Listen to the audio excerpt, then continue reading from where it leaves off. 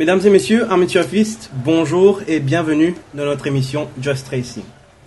Comme chaque semaine, nous allons analyser et décortiquer les différentes courses au programme pour la journée à venir. À mes côtés, nous avons Ashwin Petano. Ashwin, bonjour. Bonjour Bruce. Et pour la deuxième fois, nous avons Enzo Carosa à nos côtés. Enzo, bonjour. Bonjour Bruce, bonjour Ashwin. Donc, sans plus tarder, nous allons passer à la sixième course de cette journée. The Elitis IT Distribution for Africa Mauritius Derby Trial Cup, une course de groupe 3 qui va se courir sur 1400 mètres pour des chevaux ayant 4 ans. Dans cette course, il y a 7 chevaux. Nous allons commencer avec le numéro 1, Prince of Thieves.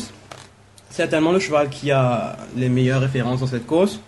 61 kg, deuxième ligne, ses chances. Effectivement, Prince of Thieves, c'est le cheval qui a les meilleures références. À ses débuts, à Maurice, il a fini à 2 longueurs 30 d'un Hillbrook qui a gagné une course de groupe 2 la semaine dernière. Et puis par la suite, à Poids-Courage, à Princess Margaret avec une 8e ligne qui n'était pas du tout dans son avantage. Il a fini à 4 longueurs 62 de Charleston et Kremlin Captain et Tandraji. C'est une belle référence. Je ne sais pas si un cheval dans ce lot est capable de le faire à Poids-Courage. Et puis il a battu Split de Brise par 3 longueurs, Memphis Mafia par 3 longueurs. Et à sa dernière sortie, il a couru face à Blow Me Away, Charleston et One Couture. Et il a fait l'arrivée. Je pense qu'il nous offre les meilleures garanties, surtout avec sa deuxième ligne, il aura un parcours facile. J'ai eu la chance de voir le cheval la semaine dernière, le cheval est resplendissant de santé, et je pense qu'il sera difficilement battu. Il y a aussi Ready to Attack dans cette course qui revient après sa belle victoire dans la Duchesse. Une 7e ligne malheureusement à contourner. Est-ce qu'il a des chances dans cette épreuve? Il a certainement des chances, mais il faut faire ressortir qu'il part déjà avec 2 désavantages. Le premier, c'est la 7e ligne, et le deuxième, c'est le poids qui a été compressé. Mais le cheval a beaucoup progressé à l'issue de sa dernière course dans la Duchesse, comme nous démontrent ses travaux Martino. Je pense que le cheval a une chance s'il arrive à contourner ce mauvais couloir. Nous avons aussi le 7 Jigripokri qui relève un pari osé dans cette course. Première ligne, Robert Cartier-Ancel. Qu'est-ce qu'on peut s'attendre de ce cheval? Alors, je dirais même que c'était un pari plus causé. Jigripokri, la dernière fois, il avait déjà une course dans les jambes. Il avait un avantage chez Prince Latéral qui partait déjà d'une 11e ligne. Prince Latéral a eu des débats avec sa ligne et je dirais que Jigripokri en a profité pour s'imposer, surtout dans un lot de benchmark 36. Il a déjà été clairement battu l'an dernier dans le championnat de 3 ans par Speed Limit. Cette fois-ci, il aura 52 kg, enfin, même pas. Au vu de fixer Robert Cartier qui lui monte, il aura 53 kg et je pense qu'il part vraiment désavantagé et que c'est pas sa classe. Sinon, nous avons Hard Day's Night qui a eu des petits soucis dans la Duchesse. Tout ne s'est pas passé comme prévu. Une 5e ligne, deuxième sortie, Raj Ramon en selle. Alors, Hard Day's Night, excusez-moi, s'était déplacé lors de sa dernière course. Là, il nous revient avec une 5e ligne. Le cheval a travaillé en champion depuis ces 2-3 dernières semaines à l'entraînement. Je pense que avec les 55,5 kg, ça sera à son avantage. Il est un cheval qui est vraiment rapide. En Afrique du Sud, il a montré beaucoup de pas. Je pense qu'il sera dans le peloton de tête et s'il arrive à partir devant seul ou à être one-off et s'étendre librement sur un gros runner dans cette course. Un mot sur Hard Day's Night, Enzo? Je dirais que si la semaine dernière les conditions étaient adéquates pour courir, ça aurait été sa course à perdre. Il avait tiré la meilleure ligne parmi les chevaux rapides, il avait tout le monde à son extérieur, l'handicap en sa faveur.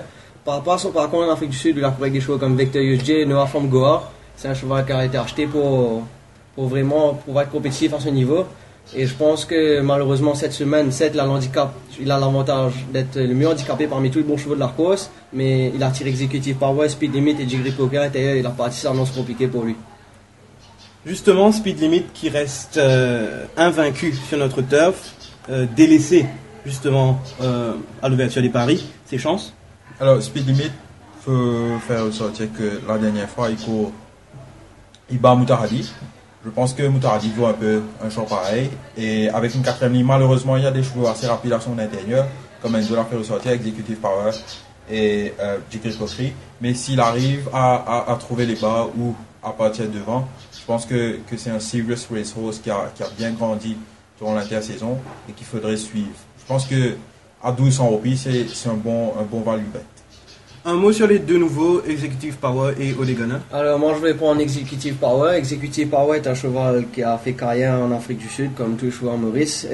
Executive Power était muni de blinkers lors de ses sorties en Afrique du Sud. C'est un équipement qui ne portera pas demain. Il faut dire qu'il a été étincelant mardi accompagné de Scott Snook.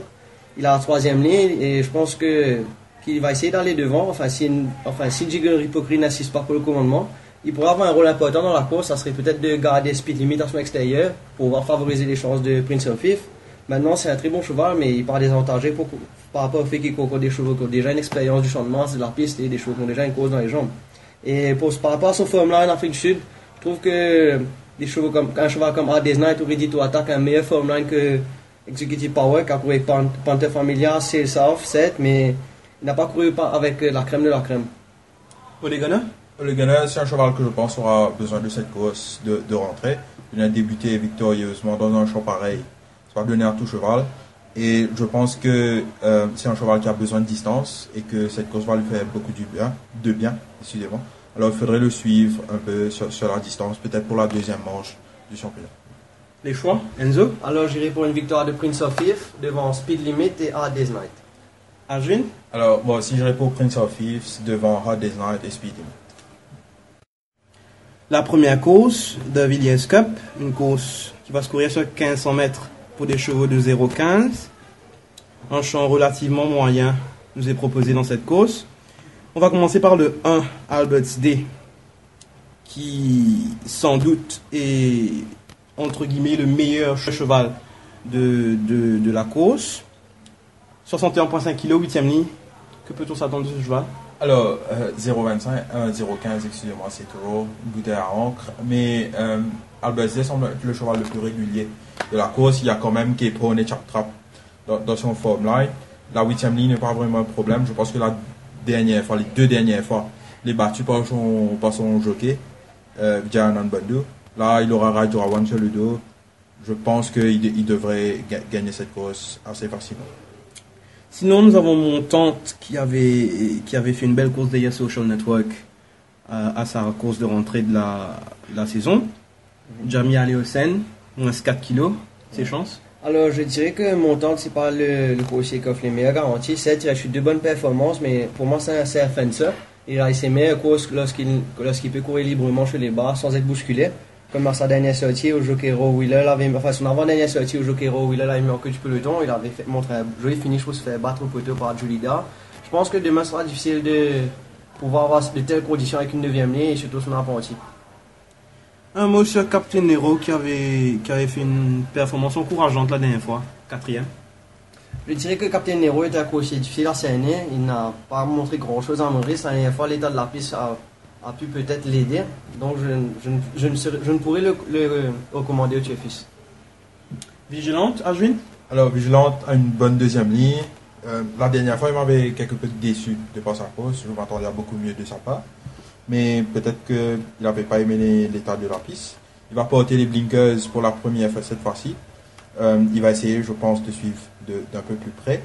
Et si jamais il nous démontre les qualités qu'il nous avait démontrées lors de sa première sortie derrière Canadian Dollar, je pense qu'il a peut-être une petite chance, mais de là à dire qu'il va battre Albert's Day, c'est un pari assez osé. Le vieux McNaught qui retrouve Ram Gopal. Alors écoutez, McNaught il s'entend très très bien avec Ram Gopal. C'est un coursier que quand je vois la plupart de ses cours, je peux vous dire que c'est un cheval que quand il s'étend librement à l'avant et qu'il n'est pas chase et qu'il court dans son pas, il est difficile à rattraper dans ces catégories. Il a déjà vaincu en 0,20. Il a fini second Data Controller en 0,20 aussi. Et cette fois-ci en 0,15 avec la remise d'apprenti Ram Gopal et le fait qu'il ait le choix plus rapide au départ, je pense que c'est un sérieux candidat pour la victoire. Mr. Oshkosh. Mr. Oshkosh est un cheval qui reprend la compétition. La dernière fois, il a gagné dans un lot où c'était la course pour les femmes justement. Il y avait Lividius qui fut très mal monté cette fois-ci. On va dans cette course-là plutôt. Et écoutez, quand on voit l'affiche de Mr. Oshkosh, c'est compliqué de le recommander, surtout qu'il a l'apprenti ou lâche et qu'il a brasé aussi dans la course. Et ça dépend vraiment des plans et des circonstances de course. Comme je l'ai dit, c'est un peu le loto de la première course. Sinon, pour résumer un peu le tout, les choix, Ashwin. Alors, je réponds Albert's Day devant Vigilante à la troisième place. Peut-être Mr. Scotch. Enzo, les choix? Alors j'irai pour une victoire de Mark Note devant Albert's Day et Vigilante. La deuxième course des Microsoft Digital Transformation Cup. Une course qui va se courir sur 1365 mètres pour des chevaux de benchmark 36. D'emblée, nous allons commencer avec les nouveaux qui sont dans la course. Baron Bellette, Glen Coco et Charleston Hero. Un mot un peu sur ces trois-là en général? Alors, ces trois chevaux sont des chevaux qui ont montré beaucoup de pas dans leur pays d'origine. Je fais référence notamment à Baron Bellette, qui a beaucoup couru sur 1000 mètres. C'est un cheval très véloce, il a beaucoup de pas et ça ne me surprendrait pas de le retrouver à l'avant demain, même, et ainsi que Glen Coco. Justement, Glen Coco qui est prisé à l'ouverture des paris, sans doute l'effet Cantenry. Est-ce qu'on peut s'attendre à pareille démonstration de sa part? Je vous dirais, vous me dites l'effet Cantenry, je vous dirais aussi l'effet Aspara. Il faut se montrer assez méfiant, surtout que c'est un jeune cheval, mais il me plaît beaucoup physiquement. C'est un robuste cheval qui a la conformation adéquate, je pense, pour bien faire à Maurice. Il a montré des belles qualités aux côtés de Top of the Rock le matin à l'entraînement. Je pense que c'est un cheval à suivre pour l'avenir et qui pourrait même s'imposer samedi, mais je ne ferai pas de lui un banker, quoi. Je dirais qu'il a une bonne chance et là, il a montré du pas en Afrique du Sud, là, une 5e ligne. Je pense qu'il pourra retourner sa ligne. Si le jockey Lerena arrive à le placer dans le sillage des meneurs, dans un lot où il n'y a pas de cheval qui fait figure d'épouvantail, il devrait pouvoir être là. Il y a un cheval qui a tiré une bonne ligne, Data Controller, avec Danielson.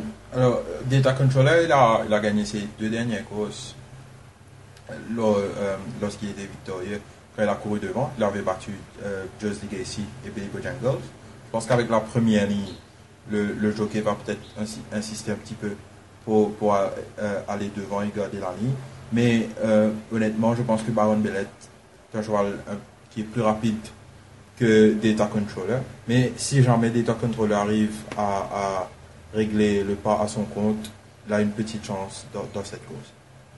Il y a aussi Alfie Renze qui a été une déception pour sa course de rentrée, mais il revient avec Jurawan Ancel, 4e ligne, ses chances. Je pense que la dernière fois, il n'a pas eu une course de tour au pot, il a été pourchassé à l'avant. Et quand on voit sa fiche, il offre des belles garanties parce qu'il a couru, il a fait un premier, un second en 41, là il revient en 36, il a la 4e ligne, il a la niche chez Glen Coco. Je pense que avec un jockey comme Ray Jurawan, il va pouvoir être bien placé. Et il devrait faire l'arrivée. Je pense que c'est celui qui offre les meilleures garanties en cette épreuve. Un mot sur Dark Liability qui a enfin démontré quelque chose de positif à sa dernière sortie. Ses chances? Comme vous le dites, c'est un cheval qui a affiché un tout autre visage d'entraînement depuis le début de l'année. Je pense que c'est maintenant qu'il montre le fond de ses habilités, mais je reste quand même sceptique par rapport au fait que, par rapport à l'état de la piste de sa dernière sortie. Je ne sais pas si c'est le going qui l'a fait montrer un tout autre visage. Maintenant, j'aimerais le revoir. Sinon, le reste du champ, Ashwin? Alors, pas vraiment grand chose à signaler, peut-être Tiglib, mais la dernière fois, il avait fait une belle course dans un benchmark de 41. Il revient dans un 36, mais malheureusement, il a la 9e ligne contre lui, donc sa tâche va être difficile. Pour résumer les choix, Enzo? Alors, j'irai pour une victoire de Glen Coco devant Alfie Renze et Tigre Libre. Ashwin, les choix? Moi, j'irai pour Glen Coco devant Alfie Renze et à la 3e place, Dark Liability. La 3e course de Lexmark Managed Print Services Cup. Une course qui va se courir sur 1400 mètres pour des chevaux de benchmark 41. Dans cette course, nous avons Scatcha qui revient après avoir été quelque peu malchanceux à sa première sortie. Première ligne, à son avantage. Danielson en scène, ses chances? Alors, Scatcha a une très bonne chance, je pense, dans cette course avec sa première ligne. C'est un cheval très véloce au départ. Il sera peut-être juste derrière Vars Dream où je pense que le jockey Danielson va quand même essayer de faire travailler ce dernier. Parce qu'il faut faire ressortir que Scatcha est un cheval qui a quand même un peu de distance dans les jambes comparativement à Vars. Et donc je pense qu'il va essayer de faire travailler Vars Dream un petit peu et de là il va essayer de gérer sa course en deuxième position pour bien terminer. Justement, Vars Dream qui monte sur la distance après avoir gagné facilement devant Purple Rock la dernière fois. 5e ligne, Mathieu Palmer en selle. Que peut-on s'attendre de ce cheval? Je pense que la distance ne devrait pas être un problème pour lui. Il a couru en benchmark 36 sur 1400 mètres 2 fois, comme on peut voir sur sa fiche. Il a fini second à moins d'une longueur de Power to Please et également second à moins d'une longueur de Sunset Breeze qui s'est imposé la dernière fois. Je pense qu'il part avec une bonne chance avec sa 5e ligne. Il n'y a pas vraiment de chevaux qui peut le titiller pour aller à l'avant à son intérieur et je pense qu'il devrait être dans les 4 premiers à l'arrivée. Nous avons aussi Melson dans cette course qui fut le vainqueur d'une course de toute beauté la dernière fois. 9e ligne, 61 kg. Que peut-on dire sur ce cheval? Melson le finish avec Brandon Reina la dernière fois. Mais cette fois-ci, si vous regardez sa fiche, sa dernière course c'était en benchmark 36. Là, il nous vient dans un benchmark 41. Avec un champ quand même plus huppé avec les Game Loft, Scacha et Boss Dream. Je pense qu'il a une chance, mais pas un first order chance, je dirais. Un mot sur les deux nouveaux de la course, Pajama Party et Redwood Valley. Je dirais que je vais prendre Pajama Party. Pajama Party a 56 kg, une 3e ligne. Ça devrait l'aider. Je pense qu'il aura besoin de la course. C'est un cheval de 4 ans qui a couru que 4 fois en Afrique du Sud. Je suppose qu'il a connu des pépins. Il a toujours été à l'arrivée en Afrique du Sud. Cela dit, à l'entraînement, il s'est montré un peu en difficulté. Et je pense que c'est un cheval qui aura besoin de la course, mais qui est vraiment à suivre pour la seconde partie de la saison. Redwood Valley, Ashwin? Alors, Redwood Valley, 53,5 kg, 2e ligne. Les chevaux de l'écurie Minga font pas mal pour le début, mais de là venir dire qu'il va gagner, c'est assez osé. Je pense qu'il va faire une bonne course, mais je ne l'inclurai pas dans mon quad. Un mot sur Triad of Fortune, vainqueur à sa première sortie, puis 3e la dernière fois. 8e ligne, pas tellement à son avantage. Exactement, une 8e ligne, c'est pas à son avantage. Quand on regarde sa fiche, c'est un cheval qui fait toujours très bien avec une bonne ligne. On peut voir qu'avec les dernières sorties, il a tiré la première, la seconde, la 4e et la première ligne. Et avec sa 8e ligne, vu que c'est un cheval assez véloce au départ, il va essayer de se placer à l'avant. Ça pourrait jouer contre lui justement parce qu'il y a plusieurs chevaux rapides à son intérieur. Et surtout dans ce lot, il s'est imposé en 36, là il monte en 41 avec une mauvaise ligne, je le vois difficilement gagner. Un mot sur Game Loft, Ashwin? Alors, Game Loft, c'est peut-être le cheval un des chevaux les plus réguliers de la course. Quand on regarde sa fiche, il y a quand même ML Jet, Cara, Evergreen, 5 Star Rank et Dawn Raid. Il a quand même la 10e ligne, mais je pense pas que ça soit un gros issue pour lui parce qu'il va venir au finish. Il faut faire ressortir que peut-être il y aura beaucoup de pas dans cette course et Game Loft sera un big runner. Quelque chose à dire sur Actor Vela avec Basson Tancel? Je pense qu'Actor Vela vient dans cette course justement justement pour perdre des points sur son rating. C'est un cheval c'est un vieux routier qui trouve la compétition difficile. Il a tellement donné à son entourage, il a remporté quand même 6 succès. De ce fait, maintenant il évolue en benchmark 51 avec des choses comme Step to Fame, la compétition de Dieu. Et je pense qu'il vient dans ce lot peut-être pour essayer de faire figuration et pouvoir baisser que 2 points. Vos TSC, messieurs? Enzo d'abord? Alors moi j'irai pour une victoire de Scacha de par le fait que je pense que Vast Dream a été pénalisé assez violemment au rating la dernière fois. Il a gagné par 6 longueurs 30 dans un lot assez faible. Mais il faut aussi faire ressortir que les chevaux qui avaient dedans comme Purple Rock, c'est pas vraiment apprécié le going ce jour-là. Et je pense que ces 6 points vont le coûter cher, surtout sur 400 mètres. Et alors j'irai pour une victoire de Scacha devant Vast Dream. Et à 3e place, j'irai pour Game Love qui a déjà montré sa valeur dans cette catégorie. Ashwin, les choix? Alors moi j'irai pour Scacha aussi devant Game Love et à la 3e place, Vast Dream. La 4e course de Epson Say Goodbye to Cartridges Cup. Une course qui va se courir sur 1365 mètres pour des chevaux de benchmark 51. Dans cette course, plusieurs chevaux se tiennent d'assez près. Il y a Entrée, Fortissimo, même Victory Team qui a gagné la dernière fois au Paladin. Votre favori dans cette course? Alors mon favori dans cette course sera Fortissimo. Je pense qu'il y aura beaucoup de pas dans cette course avec Entrée, Noah's Ark et même Victory Team ou encore Evergreen. Je pense qu'avec la première ligne, Fortissimo ne sera pas très loin.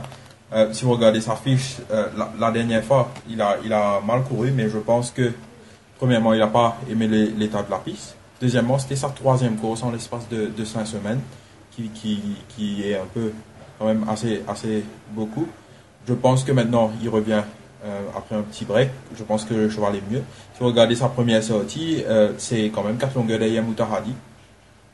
Je ne vois pas un cheval qui vaut un Moutaradi à 4 longueurs, qui a après un an sans courir dans cette course. Peut-être Paladin, mais Paladin, je pense que les 1365 mètres, c'est un petit peu trop court pour lui. Donc, je vais faire de mon favori, Fortissimo, avec sa première. Nous allons entrer dans cette course qui reste une valeur sûre de la catégorie. Troisième ligne, 61 kg, ses chances. Justement, je pense qu'André n'a pas apprécié l'état de la piste la dernière fois. Ce qui m'intrigue, c'est que le fait que son entraîneur décide de gagner chez 1365 mètres, qui pourrait paraître un peu sharp pour ses habilités. C'est un cheval qui a gagné chez 1400 mètres, qui a bien fait chez 1500 même, mais il a même couru chez 1850. Je pense que le ramener chez 1365 mètres, n'est pas à son avantage. Maintenant, écoutez, il court dans un lot avec des bons chevaux comme Paladin, qui avait été acheté avec de grandes ambitions. Racing for Fun qui fait bien sa fraîcheur. Mr. Bond qui a quand même couru avec Garby et John Barman qui sont des références sur notre turf. Justement, Paladin qui avait impressionné beaucoup de turfistes lors de la journée internationale. Il revient cette saison, pour sa deuxième saison. 8e ligne, Arnold Ancel. Alors, Paladin, la dernière fois, je l'avais fait de mon favori. Malheureusement, les courses avaient été annulées. Je l'avais fait de mon favori parce que, à cause de l'état de la piste, avec une piste à 3.1, 3.2, une course de 1400 mètres n'est pas vraiment une course de 1400 mètres parce que ça favorise les stayers. Je pense que les 1365 mètres sont un petit peu sharp pour Paladin. Mais, comme je l'ai dit tout à l'heure, la course sera bien courue. Et si jamais il ne se retrouve pas trop décroché avec sa 8e ligne, il sera là. Nous avons Mr. Bond qui a tiré une 11e ligne, mais qui avait effectué de bons débuts derrière Garby et Jambaman. Un mot sur ce cheval? C'est un cheval qui m'a tapé dans l'œil lors de sa dernière sortie. Il était allé à l'avant avec plusieurs chevaux rapides. Je pense que c'était Fortozak et Leclos. C'était une course qui a été vraiment lancée sur des bases élevées. Et le fait que c'est montré approché dans la ligne droite a montré toutes les qualités de ce coursier. Malheureusement, il a tiré une 11e ligne, mais je conseille au Tuefis de suivre ce cheval dans ses prochaines sorties. Victory Team, 10e ligne. Il a battu Ansering Genesis la dernière fois. 1365 mètres. Ses chances? Alors, c'est quand même pas donné de venir battre Ansering Genesis lors de ses débuts au champ de base. Malheureusement, là, il a une 10e ligne, mais c'est un cheval qui a 2000 mètres, qui a beaucoup de pas. Tout dépend de où est-ce qu'il va se placer. Si jamais Evergreen insiste ou à l'intérieur de lui, ou même il y a Noah's Ark.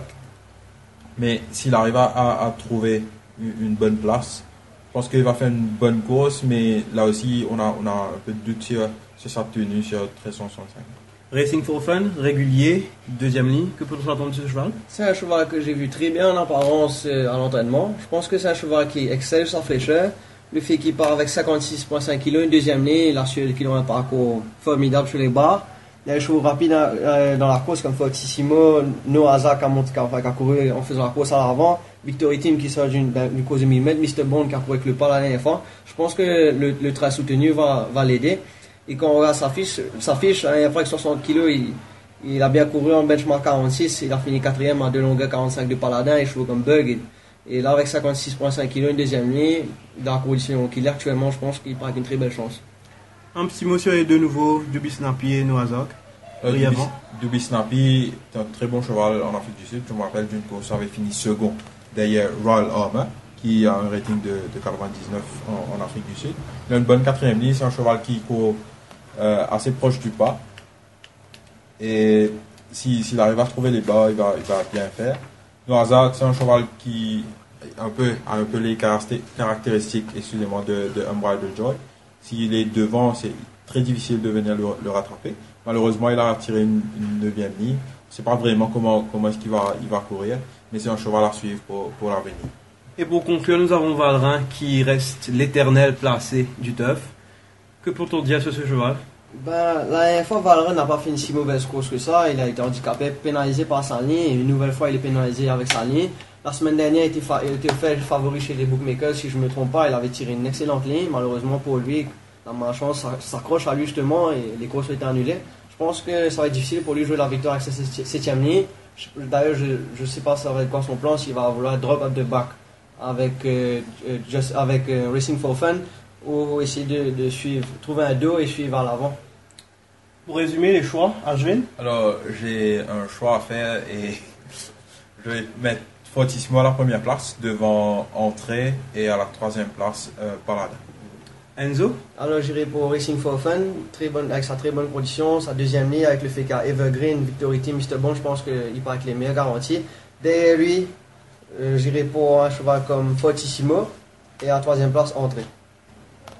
La cinquième course de Symantec Securing the Cloud Generation Cup. Une course qui va se courir sur 1400 mètres pour des chevaux de 50 ou plus. Une belle course en perspective. Nous avons beaucoup de chevaux qui ont prouvé leur valeur dans l'élite. Une analyse générale de cette course? Alors, c'est une course très très ouverte avec de très bons chevaux. Je pense que les premiers 6 chevaux se tiennent d'assez près dans cette course. Hormis Booklet peut-être. Avec la troisième ligne, Nordic Warrior va partir devant sans aucun problème. Je pense que Scott Snook sera juste derrière lui en deuxième position. Maintenant, il faudrait savoir comment est-ce que Blomier va aborder cette course. Est-ce qu'il va essayer de partir devant ou bien de se rabattre et essayer de trouver les barres devant Scott Snook ou juste derrière Scott Snook.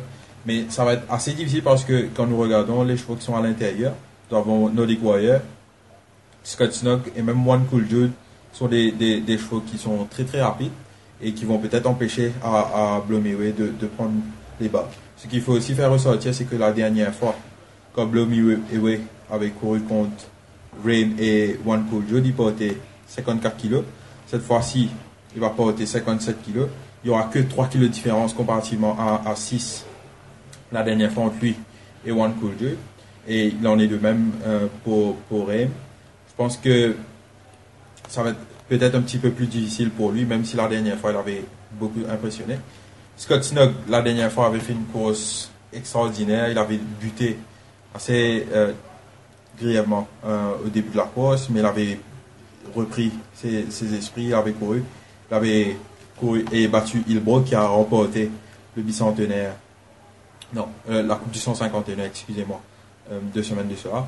Je pense que Scott Snook sera un gros morceau avec sa première ligne et je ferai de lui mon favori de la course.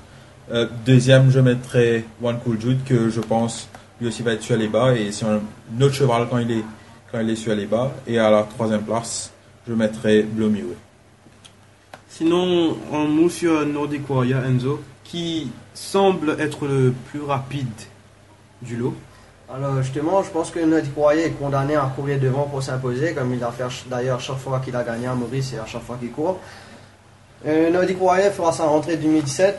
Je pense que justement qu'il part un peu désavantagé courir contre les chevaux, contre les gens causant les jambes. Et l'autre aspect aussi que je veux faire ressortir, c'est que Nordic Warrior l'an dernier, il s'est imposé par 5 longueurs 30 devant Rem. À part Rem, il n'y avait pas grand chose à battre et ce jour-là, il avait 56,5 kg. Il a été lourdement pénalisé, il a pris 8 points. Le jour où il avait vaincu One Cool Jude, je crois qu'il y avait 6 à 7 kg entre lui et One Cool Jude. Et demain, il aura qu'un seul kilo. Je pense que le plus désavantageant handicap, c'est Nordic Warrior. Un mot sinon sur Belong to Me qui a été assez difficile lors de la Duchesse. Ouais, je pense que c'est un cheval assez caractériel et qu'il a pris le panique, vous savez, avec la foule, l'ambiance qu'il avait, c'était la Duchesse quand même. Et le fait qu'il a désarçonné son cavalier, il était vraiment chaud dans les boîtes aussi, il a été pris de panique justement. Je pense que cette course a ignoré. Maintenant, ils ont acheté un drop au cheval. Je pense que son cavalier aura plus sa main mise sur lui, justement. Il pourra mieux settle. Le cheval est très bien. Il a été étincelant mardi en compagnie de Five Star Rock. Je l'ai vu vendredi dernier. Le cheval est très bien. Il a 55 kg. C'est un cheval que j'aime bien. Mais malheureusement, écoutez, je pense que quand on regarde ses courses en Afrique du Sud, c'est 1000 mètres, 1100 mètres, 1200 mètres. Je pense que les 400 mètres vont être un peu juste pour lui, surtout avec cette ligne. Un petit mot sur Booklet Top qui a pris du temps l'année dernière pour montrer quelque chose. Alors, Booklet Top, c'est un cheval que j'aime bien. Je l'ai aimé à Floréal en début de saison, cette année-ci, mais malheureusement, il n'a pas vraiment répété sa belle forme à l'entraînement. Il a beaucoup travaillé, il a beaucoup de travail dans les jambes, avec une 5e ligne, peut-être sur sa fraîcheur. Je pense qu'il va faire une bonne course. Je me rappelle que lors du Barbet de l'année dernière, il avait fini 3e derrière Kremlin Captain et One Cool Jude. Il va porter les blinkers. je m'attends à une bonne course de sa part, mais de là venir à dire que il va battre ces chevaux-là, c'est très osé. Un petit mot sur Alpha Pegasi qui a enfin gagné à sa dernière sortie. Deuxième ligne, 54,5 kg. Justement, je pense qu'Alpha Pegasi a gagné dans sa classe et que là, il pourrait paraître assez osé pour affronter des chevaux qui sont justement les meilleurs, les leads sur la distance, je dirais. Alpha Pegasi, la dernière fois, enfin, pas la dernière fois, je veux dire, sa première sortie cette année, il a perdu à 5 longueurs, 0,5 des classes. Et les classes, malheureusement, n'a pas figuré à l'arrivée la semaine dernière. Et je pense que c'est une référence à prendre en considération dans cette course.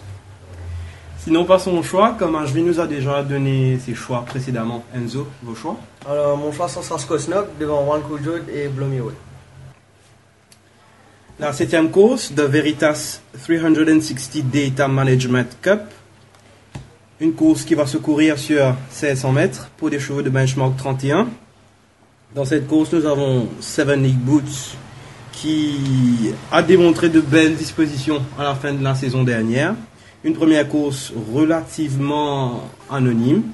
Deuxième ligne, 60 kg. Ses chances? Alors, Seven League Boots, c'est un cheval qui pèse quand même 530 kg. C'est un cheval qui a grandi pendant la saison. Il a mature, il a progressé. Et je pense que la dernière fois, il n'a vraiment pas apprécié le going, surtout pour un gros cheval. À l'image même dans le Top Golden Trophy, je pense qu'il a patiné, il a une course difficile et que cette fois-ci il a revu avec une deuxième ligne et c'est un cheval qui a de la qualité et je pense qu'on le verra à l'arrivée justement et que les 1600 mètres ne devraient pas poser de problème pour lui vu qu'il s'est imposé chez 1650. Nous remarquons qu'il y a Bezamot dans la course qui fut choisi au détriment d'un très régulier Ravatak dans cette classe. Première ligne, Blinkers First Time, ses chances? Alors, Bezamod est mon favori de la course. Je pense que la dernière fois qu'il avait besoin de cette course, c'est un gros cheval. Maintenant, il connaît mieux la piste et il a déjà une mise en jambe. C'est un cheval qui travaille très bien, même avant sa première course. Là, il travaille encore mieux. J'ai vu la vidéo de son travail de mardi, qui était excellent. Il a la première ligne. Je pense que c'est un cheval qui a quand même de la vitesse. Je ne sais pas s'il est assez vite pour aller et pour essayer de titiller League of Legends ou de prendre les devants. Mais si jamais il se retrouve même en deuxième position, je ne pense pas que ça sera un gros problème pour lui. Les blinkers vont peut-être l'aider à se concentrer en course et je pense que c'est un cheval qui devrait gagner dans cette 7e course. Quelque chose à dire sur la doublure de l'écurie Raméchois Gajeda Ravatak, Enzo? Ravatak, justement, c'est un cheval que quand on regarde sa fiche, il n'a rien fait de mauvais. Il a fini à 4e, premier, second. Il a même battu un Mount Fuji qui s'est imposé là, qui a assez grandi pour une saison qui s'est imposé par la suite. Mais je veux dire que sa fiche n'est pas mauvaise et je pense qu'il est aligné dans cette course par faute d'engagement et qu'il a les mêmes caractéristiques au niveau de la distance que Bezamod. Le fait qu'ils ont un gros effectif, c'est difficile de trouver des courses pour les chevaux. C'est un peu comme le fait qu'ils ont fait courir Big Easy, Seven Fountains ensemble, mais je pense qu'il part quand même avec une bonne chance, avec une 4e ligne. Boumani qui a quand même déjà remporté 2 victoires dans un style convaincant. Je pense que c'est un cheval à suivre. Nous avons le numéro 9, Kimberley, qui n'a rien fait de mauvais en 2 courses cette saison. Une 7e ligne qui n'est pas tout à fait à son avantage. 1600 mètres, il monte sur la distance. Point d'interrogation? La dernière fois, il m'avait quelque peu déçu. Je l'avais donné comme gagnant de la course. Malheureusement, il était tombé sur un Grade 5A qui était beaucoup plus fort que lui. Il avait quand même eu des petits pépins lors des premiers 100 mètres de la course. Après, il a réussi à trouver les bas et il a bien settle pour bien finir. C'est la première fois que le cheval monte sur 1600 mètres. C'est quand même une question à se poser, est-ce qu'il a la distance. Mais la façon dont il court, je pense que ça ne devrait pas être un problème pour lui. Kimberley est un jeune cheval qui apprend toujours à courir. Je pense que dans un lot pareil, où il n'y a pas vraiment de grand chose à battre, je pense qu'il peut faire une bonne course dans le quartier. La doublure de l'écurie Narang, Logan, Blinkers Off. Il a été très green à sa première sortie. Est-ce qu'on peut s'attendre à mieux? Effectivement, j'ai d'ailleurs pas compris la décision sur l'entourage de le faire courir avec des blinkers. Et d'ailleurs, il s'était montré tellement green qu'il avait été les bas à plusieurs reprises et qu'il était complètement perdu. Il ne savait même pas où il était pendant la course. Et je pense que le fait que d'enlever cet équipement, ça va être bénéfique pour lui. C'est un cheval qui a de la qualité, qu'on va s'afficher avec des bons chevaux. Et par rapport à la remise au niveau du rating Sud-Afrique Maurice, je pense que c'est un cheval à suivre pour la suite de la compétition, mais maintenant avec une 9e ligne et par rapport à ce qu'il a offert à sa première sortie, je pense qu'il est à revoir, mais que définitivement il va encore en progrès sans les blinkers et avec son léger handicap. Un petit mot sur League of Legends qui a tiré une bonne ligne. C'est un cheval qui peut bien faire quand il se retrouve à l'avant. Alors, League of Legends, c'est un cheval qui avait commencé à courir en progrès la saison dernière. Il a même remporté une course par près de 7 longueurs. C'est un cheval qui atteint le bon et le très mauvais. Ces 2 dernières sorties ont été catastrophiques. Et je ne sais vraiment pas trop quoi dire sur ce coursier, en fait. Je pense qu'il a à revoir. Et Le reste du champ, quoi dire sur ces chevaux? Alors, une petite mention pour Sacred Duel que j'ai bien aimé à l'entraînement. Je vois le cheval dans une bonne condition. C'est un cheval qui peut quand même se passer. Singita Sweni? Alors, Singita Sweni, écoutez, sa dernière sortie, il a été anonyme, mais je dirais que tous les chevaux de la course ont été anonymes, mis à part Cartenry. Et vraiment revoir ce coursier avec une 11e ligne aussi. Il faudrait déjà le voir courir avant le coursier de Tuefis. Sinon, pour résumer les choix, je vais commencer par Enzo. Alors, j'irai pour une lutte serrée entre Bezamod et Seven League Boots par rapport au fait qu'ils ont les premières et deuxièmes ligues sur des jeunes chevaux qui courent toujours bien. Et je pense que c'est eux qui offrent les meilleures garanties pour les places. Alors, j'irai pour Seven League Boots parce que c'est un cheval qui a déjà montré plus à Maurice, qui a déjà l'expérience de la piste, qui a déjà couru et montré ses habilités. Devant Bezamod, à la 3e place, Ravatak. Ashwin? Alors, moi, j'irai pour Bezamod, que j'aime bien. Derrière lui, je vais mettre Seven League Boots, que j'ai bien aimé jeudi dernier. Et à la 3e place, j'irai pour Ravata. La 8e course de Umeshwa Chairman Memorial Cup. Une course qui va se courir sur 1400 mètres pour des chevaux de 0,25. À l'ouverture des paris, nous avons 3 chevaux qui se distinguent, notamment Cape Horn, Newsman et Julida. Une analyse sur ces 3 chevaux? Alors, je pense que la course sera entre ces 3 chevaux.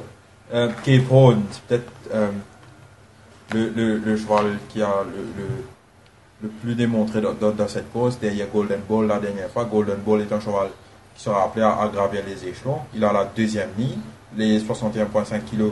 Pas vraiment de problème, car c'est un cheval qui pèse 470 kg. Je pense que de sa 2e ligne, sera bien placé sur les bas et il devait faire une très bonne course. Newsman, la dernière fois, a très bien couru sous la selle de Rajorawan. Il est encore un peu green. C'est un cheval sur lequel son entourage compte beaucoup. Avec la première ligne, il a quand même un peu de vitesse. Je ne sais pas s'il va essayer de garder Cape Horn à son extérieur.